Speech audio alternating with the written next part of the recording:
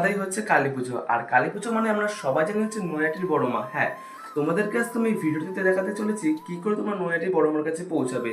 সেই কারণে তোমাদেরকে আমি অবশ্যই বলবো ভিডিওটি প্রথম থেকে শেষ পর্যন্ত দেখতে। যেহেতু ফার্স্ট ট্রেনটি ধরে নৈহাটিতে যাবো, সেই কারণে কিন্তু আমরা ভোর 4টে নাগাদ কিন্তু আমাদের বিন্নর স্টেশনে আমরা পৌঁছে গেছিলাম।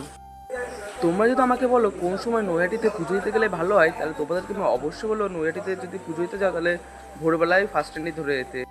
কিন্তু আমরা নৈহাটিতে পৌঁছে গেছি, আর নৈহাটি স্টেশন থেকে কিন্তু নৈহাটি বড়মার মন্দিরটি কিন্তু বেশি দূরত্ব নয়। স্টেশন থেকে 10 মিনিট হাঁটা পথে তোমরা পৌঁছে যাবে নৈহাটি বড়মার মন্দিরের সামনে। বড়মার মন্দিরের পাশে কিন্তু তোমরা পুজোতে ডালা কিনতে পেয়ে যাবে। পুজোতে ডালাগুলো কিন্তু বিভিন্ন রকমের দামের হয়, যেমন 50 টাকা, 100 টাকা। তো দেখতেই পাচ্ছ নৈহাটি বড়মার কাছে পুজো দেওয়ার জন্য কত ভক্ত লাইন দিয়ে দাঁড়িয়ে রয়েছে। বলা হলো না বড়মার মন্দিরের গেটটি কখন খোলা হয়। বড়মার মন্দিরের গেটটি খোলা হয় সকাল 7টার ধর্ম সময়। যার যার, বড় মা সবার।